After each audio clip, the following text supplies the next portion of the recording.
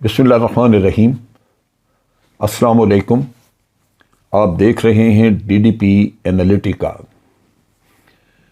آج کراچی میں P T I کے ورکرز کا آمنا سامنا ہوا پیپلز پارٹی کے ورکرز کے ساتھ۔ پیپلز پارٹی چونکہ حکومت میں ہے، انہوں نے پوری طرح پولیس سے مدد لے کے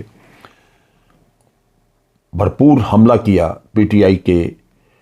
ورکرز کے اوپر، جس سے علی زیدی سمیت کئی لوگ زخمی ہوئے۔ یہ ہے وہ ریاستی طاقت جو جمہوریت کو کچلنے کے لیے استعمال کی جا رہی ہے۔ پی ٹی آئی اپنے طور پہ احتجاج کر رہی ہے، ان کا حق ہے، لیکن پیپلز پارٹی نے جس دیدہ دلیری سے دھاندلی کی ہے، اس کے بعد ان کو کم از کم کچھ نرمی دکھانی چاہیے تھی، کچھ شرمندگی ہونی چاہیے تھی، لیکن وہ تو ہے نہیں۔ وہ تو دندنا رہے ہیں، اور نہ صرف دندنا رہے ہیں بلکہ دھڑا دھڑ الزام تراشیاں کر رہے ہیں۔ میں بڑا حیران ہوتا ہوں کہ ان کو اپنے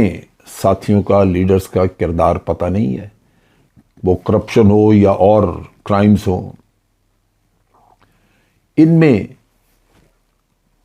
اگر اتنی بھی میں سمجھتا ہوں غیرت نہیں کہ آپ حقائق کو کم از کم دیکھتے ہوئے اپنا منہ بند رکھیں، تو پھر آپ کیا توقع کر سکتے ہیں لوگوں سے؟ چنانچہ کراچی میں یوں لگتا ہے کہ الیکشن تو ہوئے، الیکشن کمیشن سویا ہوا ہے، اور جو کچھ الیکشن کمیشن نے مل کے ان کے ساتھ بربادی کر دی ہے وہاں کی، وہ لگتا ہے کہ کراچی کا امن پھر ایک دفعہ تباہ ہو رہا ہے۔ مجھے کئی لوگوں نے وہاں سے کانٹیکٹ کیا ہے، وہ کہہ رہے ہیں کہ کراچی میں کرائم اتنا زیادہ بڑھ گیا ہے کہ اب باہر نکلتے ہوئے بھی ڈر آتا ہے۔ دوسری طرف پی ڈی ایم بذات خود چونکہ ایک بہت ہی متضاد قسم کے گروپوں کا ایک مجموعہ تھا، بھانمتی کا کنبہ لوگ کہتے ہیں، لیکن پھر بھی چونکہ مفادات اکٹھے ہیں تو چل رہے تھے۔ مفادات آہستہ آہستہ پورے ہو رہے ہیں، اور ابھی بھی کچھ ایسے ہوں گے جو پورے کرنے ہیں۔ اور آج ایک بازگشت ہمیں سننے کو ملی کہ الیکشن جو ہیں وہ اپریل میں کروائے جائیں۔ یہ عمران خان نے ایک امید ظاہر کی، اور بہت سارے لوگوں نے کہنا شروع کر دیا کہ یہ اپریل مئی میں ہوں گے الیکشن۔ پہلی بات تو یہ ہے کہ اگر الیکشن کروانے کا صرف یہی ایک وجہ ہے کہ ملک کے حالات بڑے خراب کر دیے، اکانومی بڑی خراب کر دی، تو 9-10 مہینے تو یہ کام کر بیٹھے، اب تھوڑا وقت رہ گیا۔ جون میں آپ نے بجٹ بھی دینا ہے،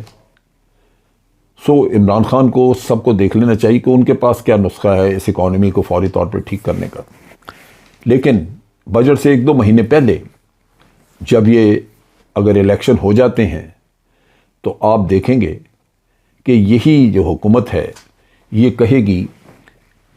کہ اگر ہمیں اور 4-6 مہینے مل جاتے تو ہم نے تو سب کو ٹھیک کر دینا تھا، یہ تو عمران خان ہے جس نے ہمیں چین سے نہیں بیٹھنے دیا، ہم تو بجٹ تک بہت کچھ کرنے والے تھے۔ ہمیشہ حکومتیں اس طرح ایک دوسرے پہ الزام لگاتی ہیں، لیکن جو تباہی آج ملک میں ہوئی ہے اس کے بعد الزام کسی اور پہ جانا نہیں چاہیے، وہ انہی کے ذمہ رہنا چاہیے جنہوں نے اس ملک کا یہ حال کیا ہے۔ سو یہ بھی سوچ لینا چاہیے کہ کیا واقعی بجٹ سے پہلے الیکشن ہمیں کروانے چاہیے یا نہیں۔ پھر الیکشن کروانا چونکہ اس حکومت کی ذمہ داری ہے، ہو سکتا ہے کہ حکومت الیکشن نہ کروانا چاہے، وہ یہ سوچیں کہ الیکشن آج ہوں تب بھی ہم ہاریں گے، الیکشن 6 مہینے بعد ہوں تب بھی ہم ہاریں گے، تو کیوں نہ 6 مہینے اور مزے لے لیے جائیں۔ باہر کے دورے ہو رہے ہیں، آپ کو وی آئی پی ٹریٹمنٹ ہر جگہ، آپ بھیک مانگنے جاتے ہیں تب بھی دنیا کے مہنگے ترین ہوٹلز میں وہاں پہ آپ ٹھہرتے ہیں، تو آپ تو مزے کر رہے ہیں، عوام کا کیا ہے؟ سو اس وجہ سے یہ بھی ایک سوچ ہو سکتی ہے کہ وہ الیکشن ویسے ہی نہ کروائیں، یہ سوچ کے کہ ہمیں اور دوبارہ موقع کب ملے گا۔ یہاں پہ سیاست میں ایک اور ہلچل آنے والی ہے، اور وہ یہ ہے کہ مریم غالباً واپس آ رہی ہیں۔ میاں صاحب تو سوال ہی پیدا نہیں ہوتا، ان کے بارے میں ہم جو کچھ سن رہے ہیں وہ یہ ہے کہ واپس نہیں آ رہے ہیں، لیکن مریم یہاں پہ آ رہی ہے۔ اور یہاں پہ جو پارٹی کے اسٹالورٹس ہیں، جیسے شاہد خاقان عباسی ہوا، خواجہ آصف وغیرہ، جو سینئر لوگ ہیں وہ اس پوزیشن سے، اس سچویشن سے بڑے نالاں ہیں، اور لگتا ہے کہ اس پارٹی میں، اس سیٹ اپ میں ایک بھوچال آنے والا ہے۔ آج ٹیلی ویژن پروگرام سے بعض لوگوں نے دعوے کیے، بعض بڑے معتبر لوگوں نے دعوے کیے کہ آپ اگلے 1-2 دن میں دیکھیں گے بہت بھاری بھرکم وکٹیں گرتی ہوئی۔ اور یہ اگر تھوڑا سا بھی کسی میں جرأت ہو، اپنے مفادات سے ہٹ کے وہ سوچے، اس کے اندر کچھ حمیت اور غیرت کا عنصر ہو، تو وہ ضرور سوچے گا کہ میں بلاول جو کل کا بچہ ہے اس کا میں ملازم کیوں بنوں، یا مریم جو کہ جس کا سیاسی کوئی کیریئر نہیں ہے سوائے الزام تراشی اور یہ جو ویڈیو شیڈیوز کا قصہ ہے اس کے علاوہ، تو میں اس کا کیوں سبارڈینیٹ بنوں۔ ان کے اپنے کیریئر ہیں، انہوں نے بڑے بڑے لمبے وقت تک کے لیے سیاست کی ہے۔ چنانچہ یہ اگر یہ چیز سچ ہے جو کہ کہا جا رہا ہے، اور بڑے معتبر لوگوں نے آج ٹیلی ویژن ڈسکشنز میں یہ بات کی ہے، تو ہم توقع کر سکتے ہیں کہ یہ آئندہ چند دنوں میں ایک بھوچال آئے گا۔ اب وہ جو بھوچال آتا ہے جس میں کہ پی ایم ایل این وغیرہ یہ شٹر ہوتی ہیں، تو ہو سکتا ہے کہ اس میں پی ٹی آئی کو یہ لالچ آئے کہ یہ بڑے بڑے لوگوں کو ہم اپنے ساتھ لے لیں۔ میں سمجھتا ہوں کہ یہ بھی کام کرنے سے پہلے عمران خان کو اپنی پارٹی کے جو آج اسٹالورٹس ہیں، شاہ محمود قریشی ہے، فواد، یہ وہ سارے، اسد عمر، ان سے مشورہ کر کے رائے لے کے کرنا چاہیے، کیونکہ کوئی بھی فیصلہ انڈیپینڈنٹلی جلد بازی میں کیا تو پارٹی کا سٹرکچر، پارٹی کا حلیہ بدلنے کی مصیبت پڑ سکتی ہے آپ کو۔ دوسری طرف میاں صاحب کے بارے میں یہ کہا جا رہا ہے کہ لندن میں ان کی انکوائری کھل رہی ہے۔ آج اعتزاز احسن صاحب نے ایک سٹیٹمنٹ دی اور انہوں نے کہا کہ جی وہ مقدمہ بڑا ٹھیک ہے، جہاں لندن میں بیٹھ کے پلاننگ کی گئی ارشد شریف کو قتل کروانے کی اور اس کو عمران خان کو قتل کروانے کی، چنانچہ وہ انکوائری وہاں کھلے گی، اور اس کا کہنے کو تو یہ ہم سنتے ہیں کہ انکوائری کھلے گی اور کچھ ہوگا، لیکن ایک چیز کا میں مسلمہ یہ سمجھتا ہوں، میری رائے ہے،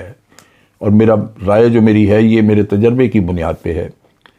کہ مقدمہ چلے گا نہیں اور نہ ہی کبھی سزا ہوگی، کم از کم لندن میں نہیں۔ لندن میں، انگلینڈ میں جتنے بھی پاکستانی ایسے ہیں جو اپنی جائیدادیں وہاں رکھ کے بیٹھے ہوئے ہیں یا اپنے جرائم کو چھپا کے وہاں وقت گزار رہے ہیں، وہ در حقیقت اثاثہ ہیں لندن میں برطانیہ کی اپنی انٹیلیجنس کا، اور انٹیلیجنس نے ان کو کسی نہ کسی وقت پہ استعمال کرنا ہوتا ہے، لہذا وہ اثاثہ ضائع نہیں کرتے۔ اگر سزا ہو جائے تو وہ اثاثہ ضائع چلا جائے گا، وہ نہیں کریں گے۔ اگر انہوں نے سزائی دلوانی ہوتی میاں صاحب کو، تو کیا برطانیہ میں بیٹھے ہوئے انٹیلیجنس کے ادارے اور سب ان کو پتہ نہیں ہے کہ میاں صاحب کے جو اپارٹمنٹس اور جائیدادیں وہاں پہ ہیں وہ کیسے بنی ہیں؟ یہ وہ سب جانتے ہیں، لیکن چونکہ اثاثے کو انہوں نے کچھ کہنا نہیں، اس وجہ سے یہ معاملہ چلتا رہتا ہے۔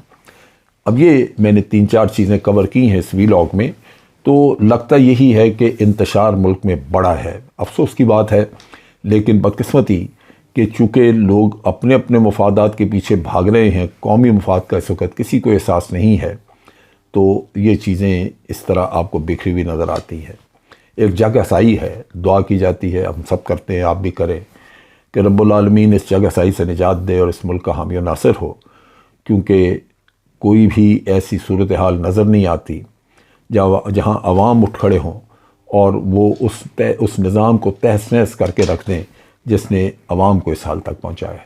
اب تک کے لیے اتنے ہی۔ افواج پاکستان زندہ باد، پاکستان پائندہ باد۔